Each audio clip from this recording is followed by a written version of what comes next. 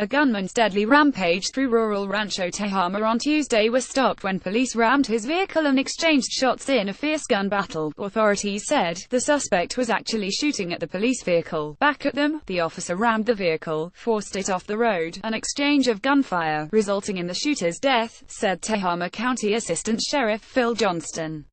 The shooting ended what authorities described as a 45-minute attack through Rancho Tehama, a quiet reserve about 120 miles northwest of downtown Sacramento. The gunman at one point terrorized a local elementary school. Witnesses said he crashed through the school's gates with his truck and opened fire, spraying walls and classrooms with bullets. Teachers and other adults on campus frantically got the students under desks.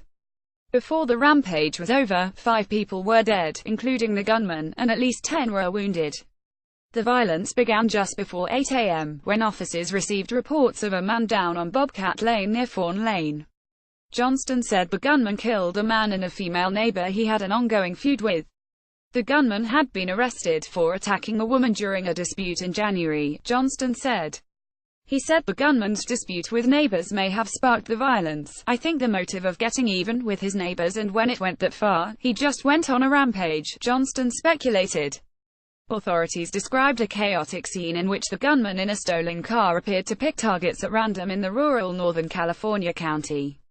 The gunman's name has not been released. The Tehama County Sheriff's Office said that it was dealing with 7 crime scenes and that 10 victims were being treated for injuries.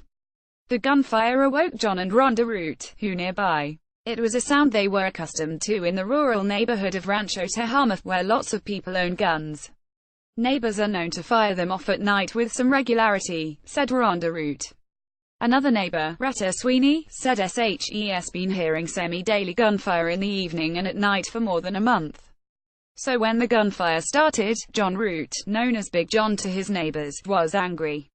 He stomped onto his porch and started yelling, "Hey, don't make me come down there and take the gun away." At 7:30 in the morning it quickly became clear that the noise wasn't coming from an early morning target practice.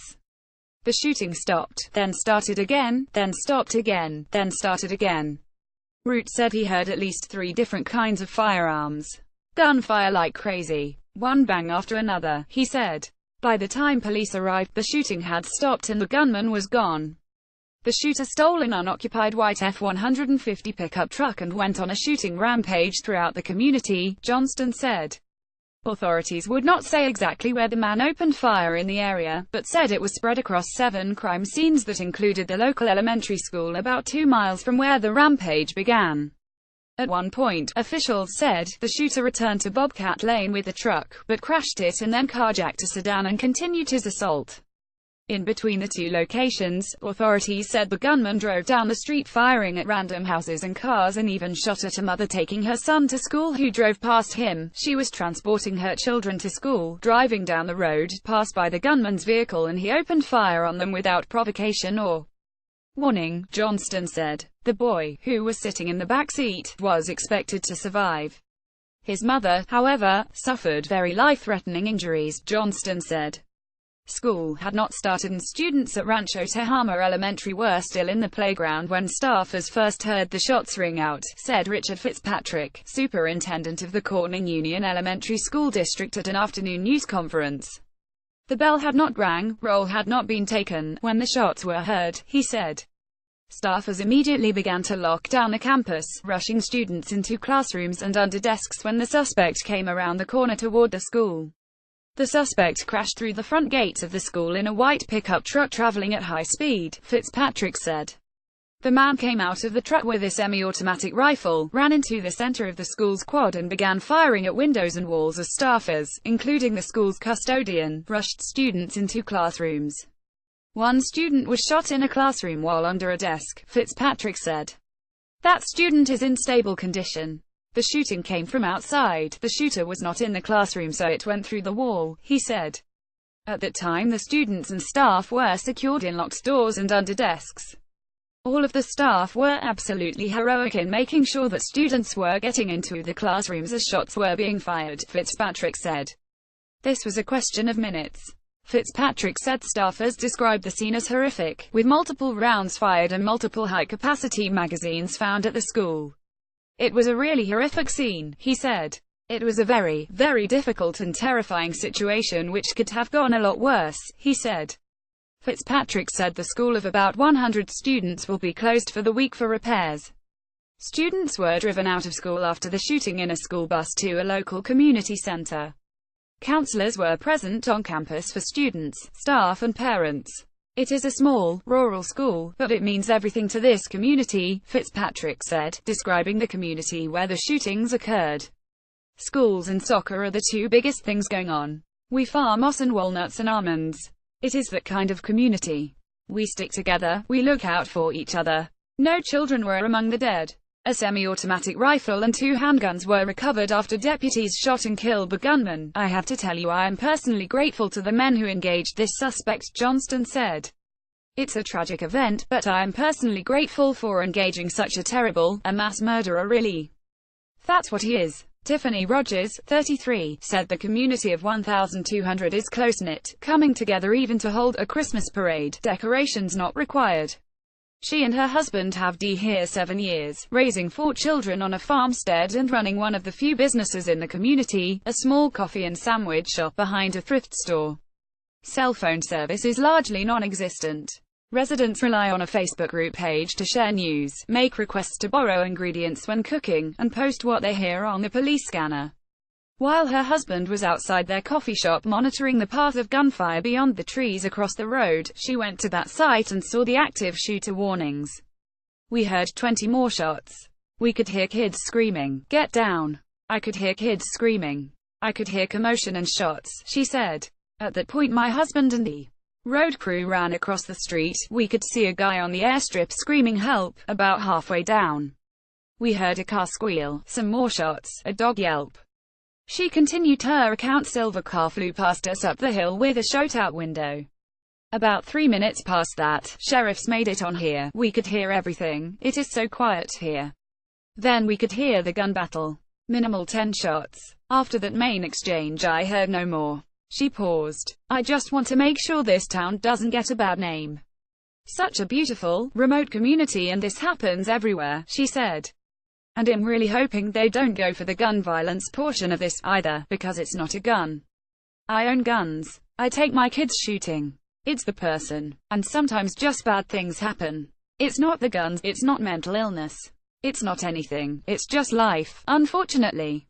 5 of the shooting victims were taken to Enloe Medical Center and 3 have since been released, the hospital said.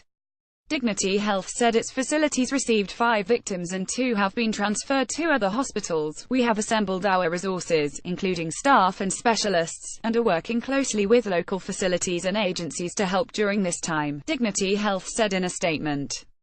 Nearby residents and business owners said they heard at least 100 gunshots. "I thought this only happens to places like LA and New York," Jose Garcia, owner of La Fortune Convenience, told the Los Angeles Times. Coy Ferreira, a parent at the school, told KRCR-TV that he heard a series of gunshots through a classroom window and saw one young boy shot in the foot and chest and a second student shot in the arm. "Both were alert and conscious," he said.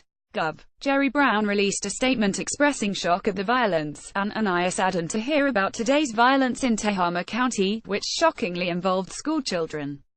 We offer our condolences to the families who lost loved ones and unite with all Californians in grief," he wrote. Sen. Kamala Harris said on Twitter, heartbroken by the news of a shooting at an elementary school in Rancho Tehama. "Grateful to the officers and first responders on the scene. I am closely monitoring the situation," Vice President Mike Pence also posted on Twitter. "Saddened to hear of the shooting in California, the loss of life injuries, including innocent children. We commend the effort of courageous law enforcement. We'll continue to monitor the situation, provide federal support, as we pray for comfort, healing for all impacted." Caption Times staff writers Sonali Kohli, Ruben Vives and Joseph Serna contributed to this report. UPDATES 515 p.m. This article was updated with additional details of the shooting. 410 p.m. This article was updated with witness accounts of the shooting. 340 p.m.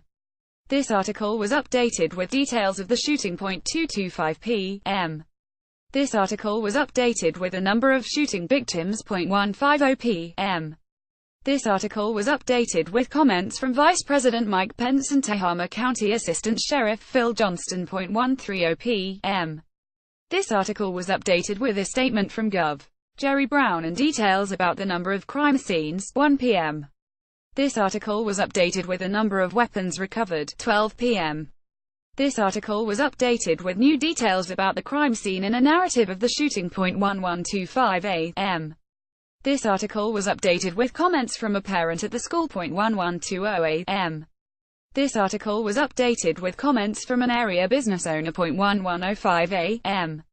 This article was updated with comments from an area business owner. 1055 a.m. This article was updated with a statement from the school district. 1035 a.m. This article was updated with additional details about student evacuations and the law enforcement response.